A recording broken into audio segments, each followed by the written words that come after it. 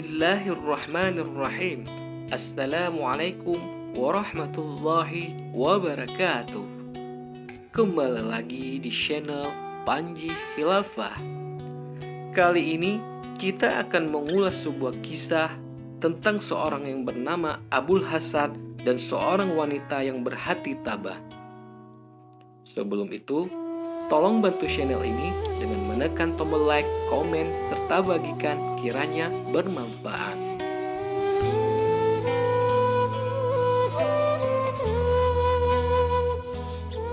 Pada zaman dahulu, ada seorang yang bernama Abul Hasan sedang menjalankan ibadah tawaf.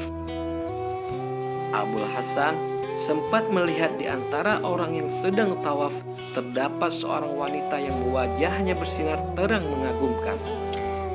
Keelokan wajahnya memaksa Abul Hasan menjadi terheran-heran. Ia sempat melontarkan perkataan, "Demi Allah, seumur-umur saya belum pernah melihat wajah wanita begitu bersinar melebihi wanita ini. Saya yakin orang seperti demikian pasti tidak punya pikulan beban pikiran berat dalam hidupnya." Tiba-tiba wanita itu pun mendengar ucapan Abul Hasan. Lalu ia bertanya, "Apakah katamu, hai saudaraku? Demi Allah, aku tetap terbelenggu oleh perasaan duka cita dan luka hati karena risau." Entah dengan sebab apa, lalu wanita dikagumi tersebut bercerita atas kejadian yang menimpa pribadinya. "Demi Allah, sebenarnya saya adalah orang yang mempunyai pikulan beban pikiran sungguh berat. Jiwa saya penuh dengan kesusahan. Tidak ada seorang pun yang dapat ikut merasakan beban beratku ini," kata wanita ini memulai curhatnya. Kisahnya, pada saat hari raya Idul Adha tiba, kami sedang berkurban. Suamiku bertindak sebagai penyembelih kambing yang telah kami persiapkan sebelumnya. Dan salah seorang anakku menyaksikan proses penyembelihan itu. Setelah melihat, anakku yang besar tersebut bertanya kepada adiknya, "Apakah kamu saya kasih tahu bagaimana ayah tadi menyembelih hewan kambing kurban?" Karena mereka masing-masing masih kecil, adiknya itu pun juga mengiyakan begitu saja. Pada saat itu, saya sedang di dapur untuk memasakkan keluarga kecilku tersebut. Anak saya yang paling kecil masih minum air susu sembari saya gendong. Mereka bercakap-cakap dan kemudian bermain seolah sang kakak bertindak sebagai ayahnya, sedangkan adiknya menjadi seekor kambingnya. Saat mereka main sembelih-sembelihan kurban, mereka tidak menggunakan pisau mainan, tetapi pisau sungguhan.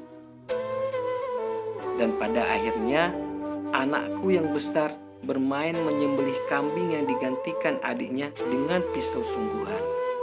Dan kemudian sang adik benar-benar menemui ajalnya. Karena ketakutan, sang kakak melarikan diri dari rumah. Ia lari ke tengah hutan. Namun, apa daya, ia diterkam singa hingga tamatlah riwayatnya. Yang lebih tragisnya, suamiku mencoba mencarinya, barangkali anaknya masih selamat. Namun sayang, suami saya malah tidak segera kembali pulang. Saya menyusul ke tengah hutan. Anakku yang tadinya saya gendong, saya lepaskan begitu saja. Saya mencoba ingin tahu bagaimana keadaan suamiku. Ternyata suamiku mati kehausan. Satu-satunya anak yang masih saya gendong tadi, karena belum bisa berjalan, ia mencoba meraih apa saja yang ada di dapur. Namun, apa yang terjadi? Ia meraih kuali yang masih panas di atas bara api. Airnya tumpah, tubuh anak saya yang kecil itu melepuh, bahkan sampai tulang-tulangnya. Ia pun menyusul mati kemudian. Anakku tinggal satu, yaitu wanita yang sudah menikah. Setelah mendengar kisah yang kami alami, karena tidak kuat, ia pun akhirnya terjun ke jurang bunuh diri. Dan sepanjang masa itulah hidup saya menjadi sebatang kara.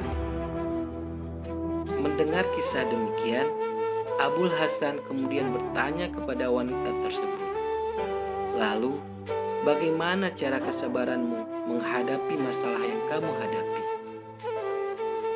Wanita itu menjawab, "Tidak ada seorang pun baik yang bersabar maupun mengeluh, kecuali memang di antara mereka terdapat perbedaan yang signifikan. Orang yang sabar bersikap baik secara lahiriahnya, ia akan mendapatkan kebaikan-kebaikan yang terpuji di kemudian hari. Adapun orang yang cemas dan mengeluh, ia tidak akan mendapatkan ganti rugi." Kemudian Abul Hasan meninggalkan wanita itu.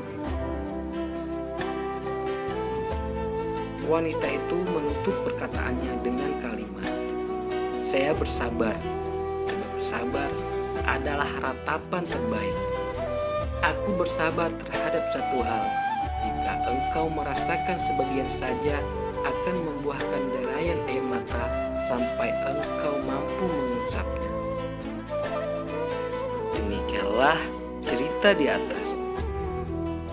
Satu cerita yang dapat dijadikan tauladan di mana kesabaran sangat digalakkan oleh agama dan harus dimiliki oleh setiap orang yang mengaku beriman kepada Allah dalam setiap terkena musibah dan cobaan dari Allah.